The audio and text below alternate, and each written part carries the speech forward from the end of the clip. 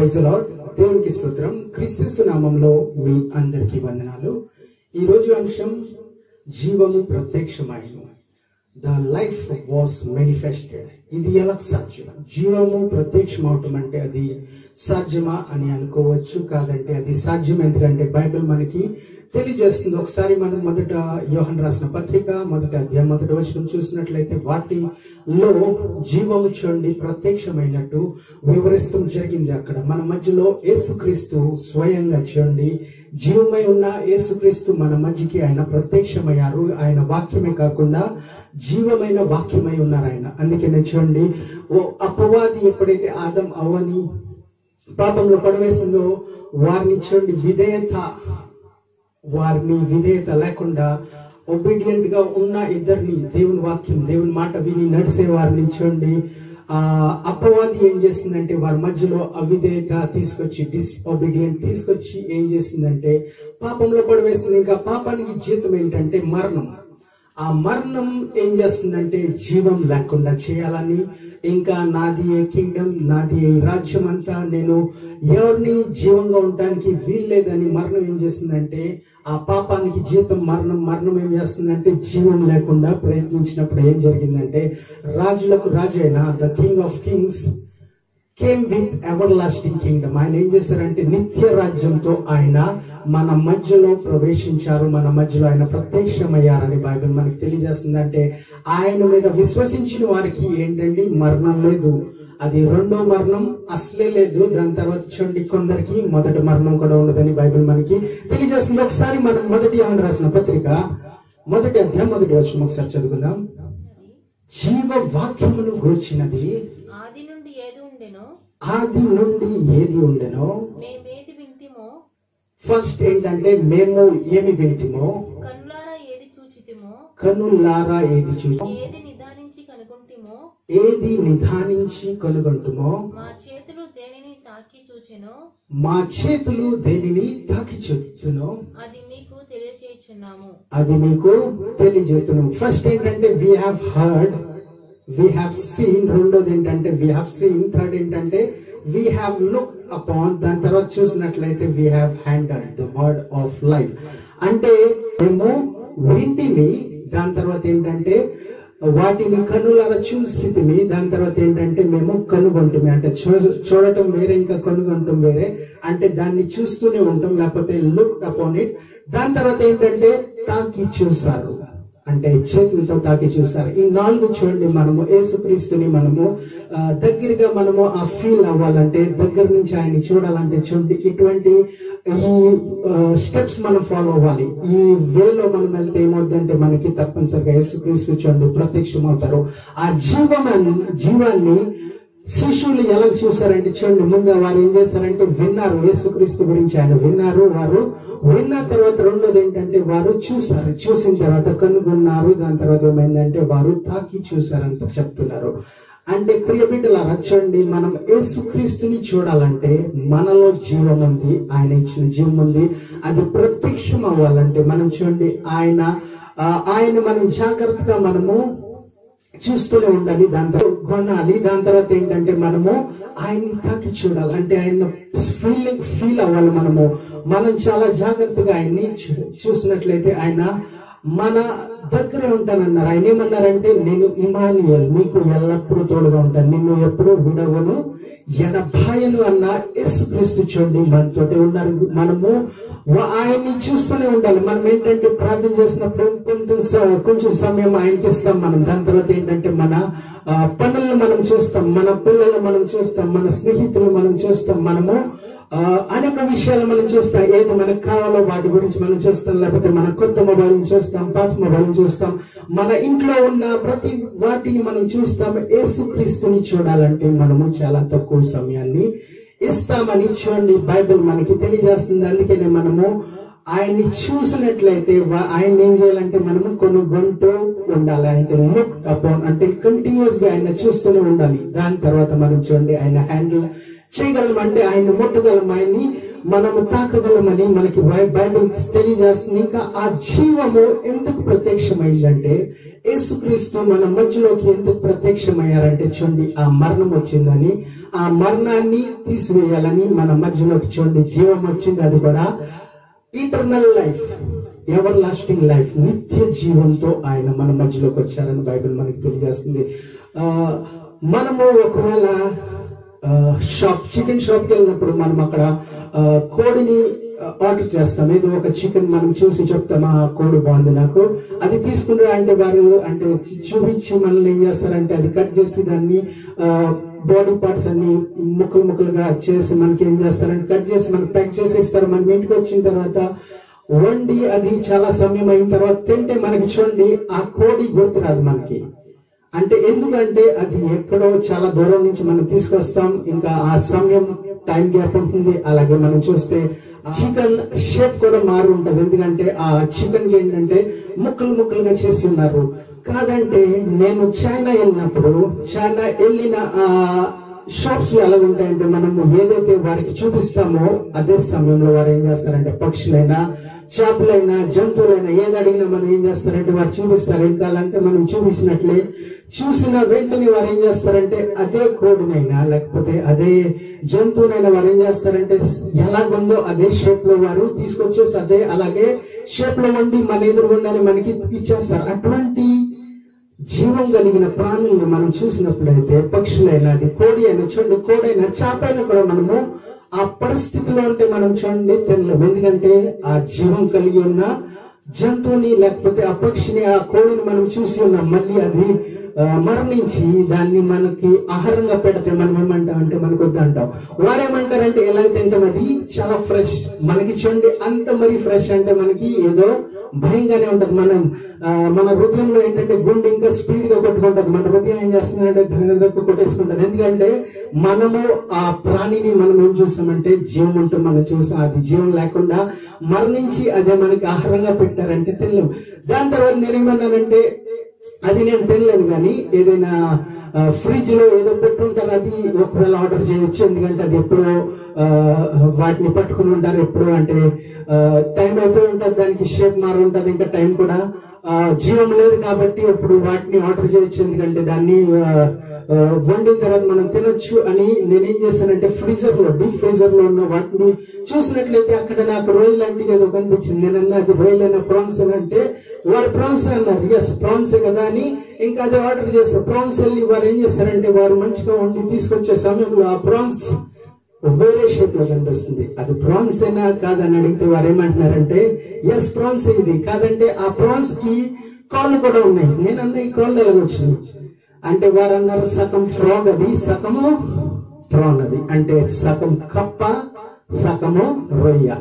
అటువంటి విచిత్రమైన అంటే చూడండి ఆ విషయాలు మనం చైనాలో చూడగలం. అంటే జీవము ఉన్నా లేకపోయినా మనం చూడండి అనేక విషయాల్లో మనం చూసి భయపడతాం. దాని తర్వాత కొంచెం సేపు వరకు నేను ఏమి వద్దన్నా దాని తర్వాత వంకాయ ఇంకా టోఫు అనేది ఆర్డర్ చేస్తారు. టోఫు అంటే పాలుతో చేసినది, ఆ పాలుతో చేసిన ఆ టోఫు తిన్నాను. ఇంకా వంకాయ కూడా ఏదైతే వెజిటేరియన్ ఉందో మనము అది తినటం జరిగింది అక్కడ. అంటే ఆ జీవం కలిగిన ప్రాణుల్ని మనం ఏం చేస్తామంటే చూసి వాటిని తినలేము మనం, లేకపోతే వాటిని ఆర్డర్ చేయలేము. వారిని ఆ జంతువుల్ని చంపటం మనము చూడలేము. ఆ పక్షులైనా కోడి అయినా చేపలైనా ఏదైనా చూడండి మనము చేయలేము. కాదంటే యేసుక్రీస్తు మన మధ్యలోకి వచ్చినప్పుడు మనుషులు ఆయన ఏం చేశారంటే జీవమే ప్రత్యక్షమైనప్పుడు ఏం చేస్తున్నారంటే జీవాన్ని చంపాలని లేకపోతే జీవాన్ని సిలువ వేయాలని వారు చూడండి ప్రయత్నించారు. కాదంటే ఆ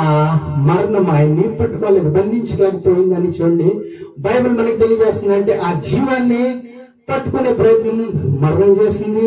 ఇంకా మరణంకి లోబడి ఉన్న లేకపోతే ఆ అపవాదికి లోబడి ఉన్న మనుషులు ప్రయత్నించారు. కాదంటే ఆ జీవం ఏం చేసిందంటే రెండో మరణం లేకుండా అంటే ఎవరికంటే యేసుక్రీస్తు మీద విశ్వసించిన వారికి ఆ రెండో మరణం లేకుండా ఏం చేసిందంటే ఆ మరణాన్ని మింగివేసిందని మనం చూస్తున్నాం. ఆ జీవం ఏం చేసిందంటే రెండో మరణం తీసివేసింది. ఎవరైతే యేసుక్రీస్తు మీద విశ్వసిస్తున్నారో ఆయన చెప్పినట్టు నడుస్తున్నారు. ఇంకా ఏం చేసిందంటే కొందరికి ఆ మరణమే లేకుండా అంటే లాస్ట్ జనరేషన్ ఆ చివరి జనరేషన్ ఎవరైతే యేసుక్రీస్తు వచ్చినప్పుడు చూస్తారో వారిలో ఆ మరణం ఉండదని చూడండి యేసుక్రీస్తు మనకి తెలియజేస్తున్నారంటే వారి స్వరూపం మారిపోద్ది. యేసుక్రీస్తు వచ్చినప్పుడు వారి స్వరూపం మారిపోద్ది. ఇది ఎలా జరుగుతుంది అనుకుంటాం? ఎందుకంటే మనకి అనేక వచనాలు మనం చదివినట్లయితే లేఖనాల్లో అనేక విషయాలు ఉన్నాయి. ఒకసారి సామెతలు 12:28 చూద్దాం.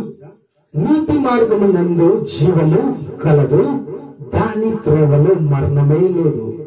అంటే యేసుక్రీస్తు మార్గంలో మనం నడిచినట్లయితే చూడండి అక్కడ జీవం ఉంటది. ఇంకా ఏముండదంటే అక్కడ మరణమే ఉండదు, మరణమే లేదు అని వాక్యం మనకి తెలియజేస్తుంది. అంటే ఆయన మార్గంలో మరణం లేదని మనకు తెలియజేస్తుంది. అంటే మనకు ఒకసారి జీవము వచ్చిందంటే, జీవాన్ని మనం చూసినట్లయితే, జీవాన్ని మనము తాకినట్టయితే చూడండి మనం ఏమవుతామంటే ఆయన స్వాధీనంలో మనం ఉంటే మరణం సంబంధించిన వాటి ఈ మన దొరికిచ్చారు. ఒకవేళ వచ్చిన వాటి మీద మనకి దేవుడు ఏం చేస్తారంటే విజయాన్ని ఇస్తారు. ఎలాగైతే వారి శిశువులు అనేక సార్లు చూడండి మరణం మీద విజయాన్ని పొందుకున్నారు. అది ఫస్ట్ మరణమైనా రెండో మరణంలో చూడండి ఆ మరణం లేకుండా వారు ఏంటంటే ఇప్పుడు దేవునితో అక్కడ వారు దేవునితో ఉన్నారని మనకి బైబిల్ తెలియజేస్తుంది. అంటే చైనాలో మనం చూస్తే ఆ జంతువులు వారికి చూడండి ప్రాణం ఉన్న జీవం ఉన్న భయం ఉండదు. అంటే ఆ దేశంలోనే కాకుండా మన దేశాల్లో కూడా కొన్ని చోట్ల జరుగుతుంది. ఆ జీవం ఉన్న ప్రాణులు ఏం చేస్తారంటే తీసుకొచ్చి ఆ షేప్ ఎలాంటి షేప్ లో ఉన్నదో అదే షేప్ లో చూడండి కట్ చేయకుండా వాటిని అలాగే వాటిని ఏం చేస్తున్నారంటే కాల్చి దాన్ని అంటే ఆహారంగా పెడుతున్నారంటే అంతగా టెంప్ట్ అయ్యేటట్టు చాలా మంది చూడండి అటువంటి వాటికి అట్రాక్ట్ అయ్యాయి. ఎంత ఖరీదు ఉన్నా చూడండి జనాలు వాటి గురించి పరిగెడతారు. మన జీవితాల్లో మనకి దేవుడిచ్చిన ప్రాణం బట్టి, దేవుడిచ్చిన జీవం బట్టి మనం ఏమవుతామంటే వాటిని చూసి మనం భయపడతాం. ఎందుకంటే దేవుని ఆత్మ మనలో ఉంది. దేవుని ఆత్మ ఏం చేస్తుందంటే జీవాన్ని వేరొకరికి అంటే మరణించే సమయంలో కూడా చూడండి జీవం ఏం చేస్తుందంటే వేరే వారు కూడా జీవం ఇవ్వాలని, రక్తం ఇవ్వాలని, లేకపోతే వారిని రక్షించాలని, వారి గురించి ప్రార్థన చేయాలని, వారిని మరణం నుంచి బయటికి తీసుకుని రావాలని మన ఆత్మ ప్రయత్నిస్తుంది. అంటే జీవం ఎప్పుడు వేరే వాళ్ళకి జీవం ఇవ్వాలని కోరుతుంటది. చైనాలో చూస్తే చూడండి అక్కడ ప్రార్థనలో అక్కడ చర్చికి వెళ్ళినప్పుడు ఏం జరిగిందంటే అక్కడ 2 గంటలు 3 గంటలు ప్రార్థన జరగదు. లేకపోతే మనం అనుకుంటా ఈ 2 గంటలు కూడా జరగకపోతే ప్రార్థన ఎన్ని గంటలు జరుగుతుంది, అక్కడ అసలు 1 గంటలో చేయనిస్తారా భయం మనలో ఉంటుంది. మనం అనుకుంటాం మనం ఈ దేశంలో ఉండి మనం అనుకుంటాం అక్కడ ప్రార్థన జరగండి. కాదంటే అక్కడ చూడండి ప్రార్థన 1 గంట 2 గంట కాదు, 3 గంటలు కూడా కాదు. వారు మార్నింగ్ 7-8 నుంచి ఈవినింగ్ 3-4 వరకు అక్కడ ప్రార్థన చేస్తూనే ఉంటారు. వారు ఎలాగైతే పని సమయాన్ని వారు పెట్టుకున్నారో అలాగే ప్రార్థన సమయాన్ని కూడా ఆదివారం కంటిన్యూస్ గా పెట్టుకున్నారు. మన లైఫ్ లో మనం ఏం చేస్తున్నామంటే మనము జీవం దగ్గరికి వచ్చే సమయం కేవలం కొంచెం సమయం మనం దేవునితో గడుపుతున్నామంటే మనం ఆదివారం కేవలం 2 గంటలు 3 గంటలు అది కూడా ఎక్కువ అంటారు. 2 గంటలు కూడా ఎక్కువ, అంతగా ఎందుకు చెప్తున్నారు, కొంచెం చెప్తే చాలు కదా అని చూడండి అనేకలు ప్రశ్నిస్తున్నారు ఈ కాలంలో. కాదంటే దేవుడు మనకి ఏం తెలియజేస్తున్నారంటే జీవంతో మనము ఎక్కువ సమయం గడపాలి. అంటే ఆయన్ని చూస్తూనే ఉండాలి. మనం చూడండి ఆయన చేసిన ఆ వాగ్దానాలు ఆయన ఏదైతే మనతో మాట్లాడారో వాటిని చూడండి మనం చూస్తూనే ఉండాలని మనకి బైబిల్ తెలియజేస్తుంది. అలాగే రోమీలు 6:23 ఒకసారి చదువుకుందాం. పాపము వలన వచ్చు జీతం. చూడండి మరణం ఏంటంటే పాపం వల్ల వచ్చు జీతం అంట. అది మనము పని చేసుకుని, లేకపోతే ఎవరైతే పాపంలో పడి ఉన్నారో వారు పాపం చేసుకుని వాటిని వారు ఏం చేస్తారంటే సంపాదించుకుంటున్నారంట. అది జీతం వల్ల ఉంది. పాపం వల్ల వచ్చే జీతం ఏంటంటే మరణం. ఆ మరణం ఏంటంటే జీతం అంట. అది వారు పని చేసుకుని సంపాదించుకుంటున్నారు. దాని తర్వాత చూద్దాం. అయితే దేవుని కృపావరము మన ప్రభు అయిన యేసుక్రీస్తునందు ఏంటంటే అది నిత్య జీవము. మనకి కృపావరము ఏంటంటే అది నిత్య జీవము. జీవం మనకి ఫ్రీగా దేవుడు అనుగ్రహిస్తారు. మనకి ఏం చేయనక్కర్లా. ఏం చేయాలంటే మనము యేసుక్రీస్తుని నమ్మాలి, ఇంకా యేసుక్రీస్తుని చూస్తూ ఉండాలి, యేసుక్రీస్తుని మనము టచ్ చేస్తూ ఉండాలి. ఆయన నడిచినట్టు మనం నడవాలి, ఆయన చెప్పినట్టు మనం చూడండి. ఆ మార్గంలో కేవలం మనం వెళ్తూ ఉంటే ఆయనే మనలో ఉండి అన్ని కార్యాలు చేస్తూ ఉంటారు. అది చూడండి మరణం లేకుండా చేసేది యేసుక్రీస్తు. ఎందుకంటే ఆయన నిత్య జీవం కలిగి ఉన్నారు. ఆయనలో మనము ప్రవేశించినట్లయితే, ఆయన మనలో ప్రవేశించినట్లయితే, మనము ఆయనతో నడిచినట్లయితే చూడండి మరణం లేకుండా ఆయన చేస్తారు. మనల్ని చూడండి పరిశుద్ధంగా మారుస్తారు. మన జీవితాల్లో చూడండి చాలా మందిని మనం ప్రార్థన చేయమంటే వారి ప్రార్థన ఎందుకులే అని చూడండి, వేరే వారి గురించి వెయిట్ చేస్తారు. ఒకవేళ యేసుక్రీస్తు మనలో ఉంటే మనం ఏం చేస్తామంటే మనల్ని అడక్క ముందు చూడండి, వారు చెప్పక ముందే మనలో ప్రార్థన స్టార్ట్ అయిపోద్ది. లేకపోతే ఆరాధన చేసేవారు ఆరాధన చేస్తాం, మానకుండా వారు కంటిన్యూస్ గా చేస్తారు. ఒకవేళ సమయం దొరికిందంటే చూడండి ప్రార్థనలోకి వెళ్ళిపోతారు. ఇంకా సాతానుడికి లేకపోతే అపవాదికి లోబడిన వారు ఎలా ఉంటారంటే ఏ పాపము కనిపించక ముందే వారు చూడండి వారిలో జారిపోతారు. పాపము వారిని నాకుపోద్ది, వారికి చెప్పే పని లేదు. ప్రార్థన చేసేవారికి ప్రార్థన చేయమంటారు కాదంటే పాపం చేసేవారికి పాపం చేయమని చెప్పే ముందే వారు ఏం చేస్తారంటే వాటిలో పడిపోతారు. అందుకనే మనం చాలా జాగ్రత్తగా ఉండాలి. మన జీవితాన్ని యేసుక్రీస్తుకి సమర్పించుకోవాలి. ఆయన నిత్య జీవమై ఉన్నారని మనం చూడండి బైబిల్ ద్వారా తెలుసుకుంటున్నాం. మరి పాపానికి రియాక్ట్ అవ్వకూడదు. మన శరీరం చూడండి ఏదైనా టెంప్ట్ అయ్యే విషయాన్ని చూస్తే, ఆకర్షించే వాటిని చూస్తే మన శరీరం పాపం తలంపులు చాలా మంది థాట్స్ వస్తాయి. వాటి నుంచి మనం ఎలాగ మనల్ని కాపాడుకోవాలి? మన శరీరాలైనా మన నేత్రాలనైనా మన హృదయాన్నైనా మన మనసునైనా మనం ఎలా కాపాడుకోవాలంటే దానికి ఉపాయం, దానికి ఎలాగ దానికి సొల్యూషన్ చూడండి బైబిల్ మనకి తెలియజేస్తుంది. ఒకసారి రోమిల్కి రాసిన పత్రిక, అపోస్తలుడైన పౌలు రోమిల్కి రాసిన పత్రిక 8వ అధ్యాయం 10వ వచనం ఒకసారి చదివితే మనకి చాలా క్లియర్ గా అక్కడ తెలియజేస్తుంది మనకి పాపం నుంచి మనకి విజయం ఎలా పొందుకోవచ్చు. క్రీస్తు మీలో ఉన్నాయట్ల మీ శరీరము పాప విషయమై మృతమైనది.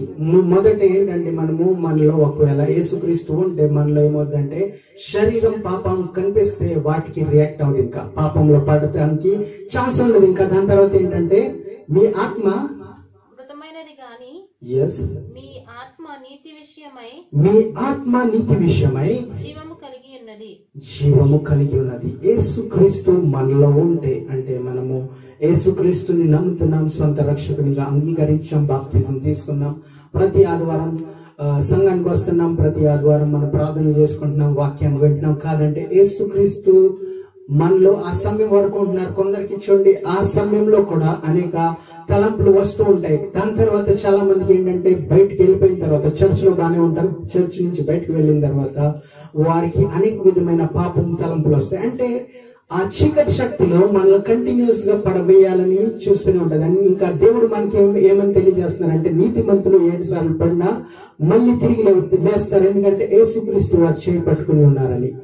మనలో యేసుక్రీస్తు ఉంటే మరణమే రాదంట. శరీరం చూడండి పాప విషయమై మరణించి ఉంటదంట. మన శరీరం ఏంటంటే ఒక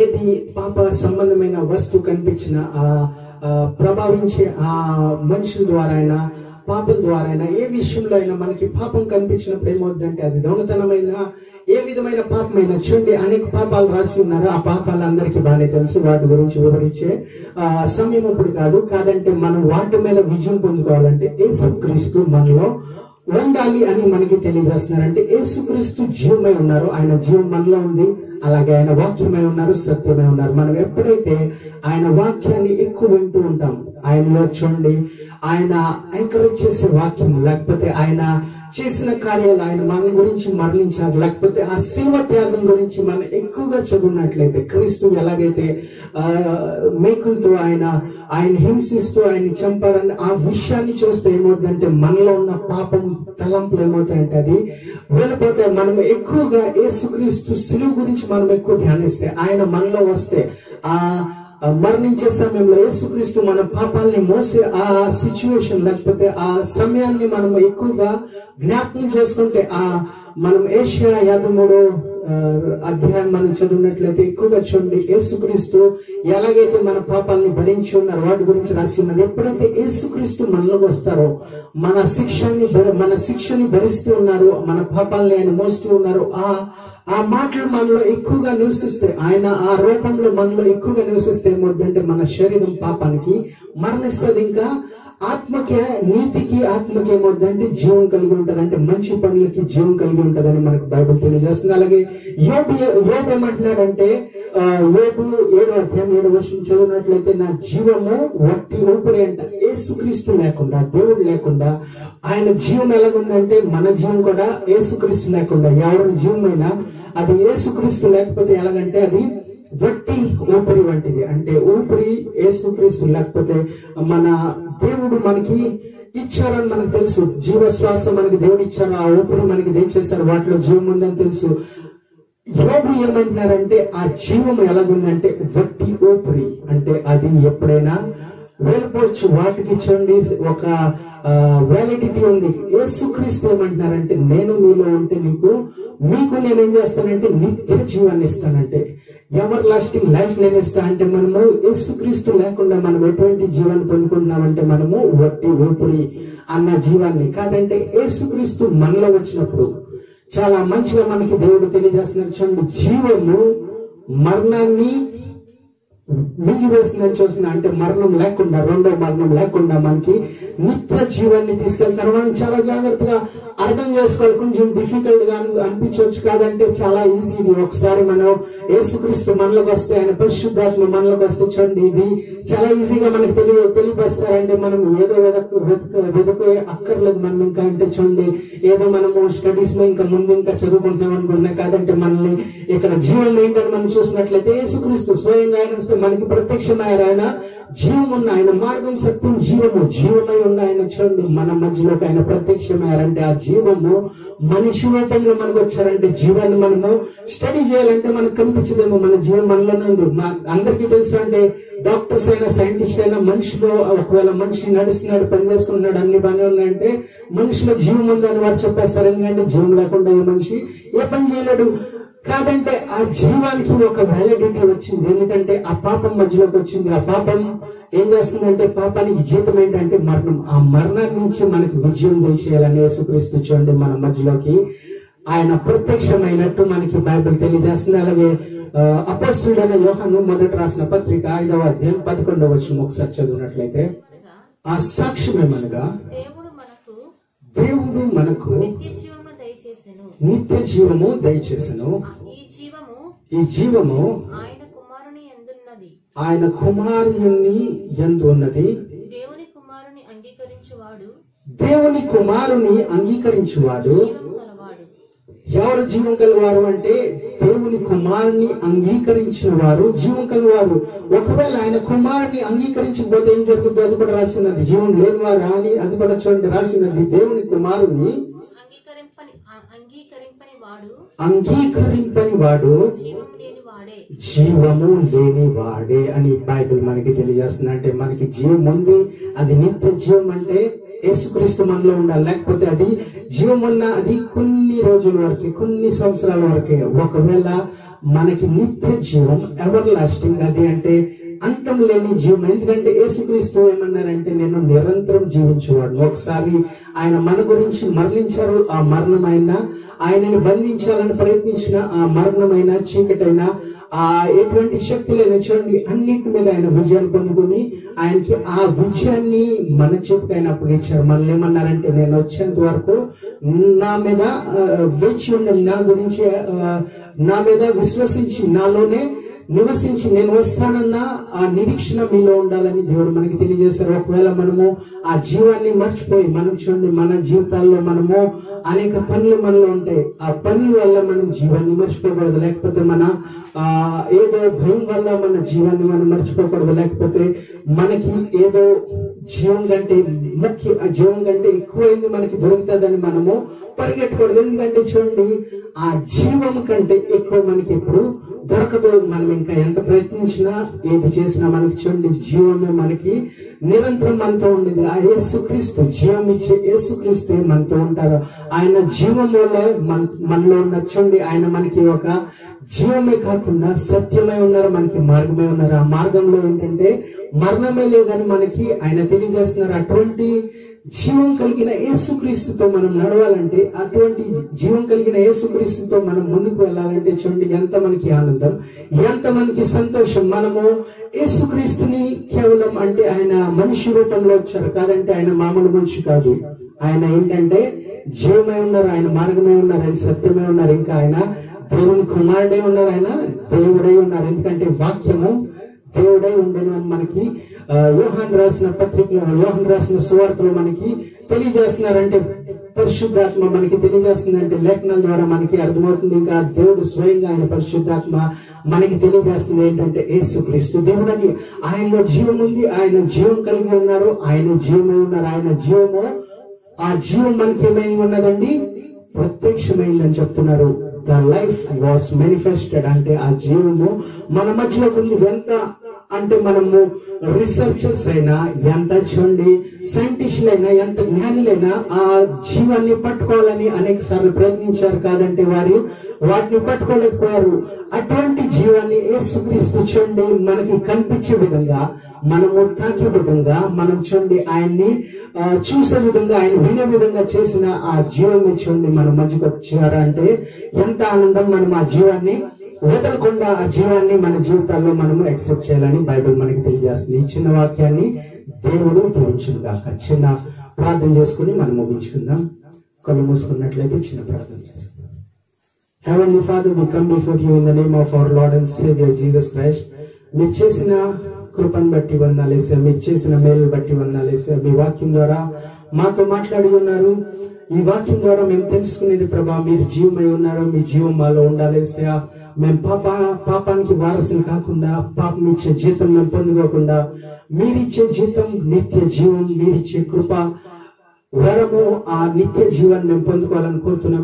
ఎవరైతే వాక్యాన్ని వింటున్నారో వారి జీవితాల్లో అనేక సార్లు పాపాల్లో పడిపోవాలని, లేకపోతే అనేక అపవాది బాణాలు విసరటం వల్ల, అపవాది చీకటి శక్తుల ద్వారా పాపంలో పడేయాలని భయం వారి జీవితాల్లో వచ్చిందేమో, భయం కారణంగా లేకపోతే ఏదో కారణంగా వారు మీ నుంచి దూరం అయ్యారు ప్రభా. కాదంటే ఈ రోజు వారిని మిమ్మల్ని యాక్సెప్ట్ చేస్తున్నారు. మీరు వస్తే పాపం మీద విజయం ప్రభా, మీరు వస్తే మరణం మీద విజయం వేసాయా, మీరు వస్తే మా జీవితంలో మరణమే లేకుండా చేసే దేవుడు మీరేసా, మీరు వస్తే మా జీవితంలో నిత్య జీవం అన్నారు వేసా. నిత్య జీవంతో ప్రతి వారిని నింపండేసా. ప్రతిరోజు మిమ్మల్ని వినేవారుగా, ప్రతిరోజు మిమ్మల్ని చూసేవారుగా, ప్రతిరోజు మిమ్మల్ని తాకేవారుగా వారిని చేయమని కోరుతున్నాం.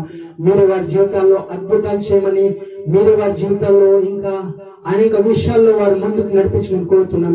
ఎవరైతే అనారోగ్యంగా ఉన్నారో వారికి మంచి ఆరోగ్యం తెచ్చండి. ఎవరైతే ఉద్యోగాల గురించి ముందుకు వెళ్తున్నారో వారికి మంచి ఉద్యోగాలు తెచ్చండి. ఎవరైతే పెళ్లి సంబంధం గురించి ముందుకు వెళ్తున్నారో వారు మంచి మ్యాచ్ తెచ్చేయమని కోరుతున్నాం. ఎవరికైతే చదువుల్లో ముందుకు సాగుతున్నారు మంచి స్టడీస్ వారికి తెచ్చండి, మంచి రిజల్ట్స్ వారికి తెచ్చండి, మంచి జ్ఞానం వారికి తెచ్చండి. అలాగే పరిచర్య విషయంలో స్పిరిచువల్ గా గ్రో అవ్వాలని వారు ఎవరైతే ప్రార్థిస్తున్నారో వారందరికీ స్పిరిచువల్ గ్రోత్ తెచ్చేయమని కోరుతున్నాం. అలాగే మీ సన్నిధిలో ఇంకా అనేక గంటలు గడిపే విధంగా, మీతోటి నిరంతరం నడిచే విధంగా మీరు ఉన్నారని ఆ నమ్మకం ఉండాలని కోరుతున్నాం.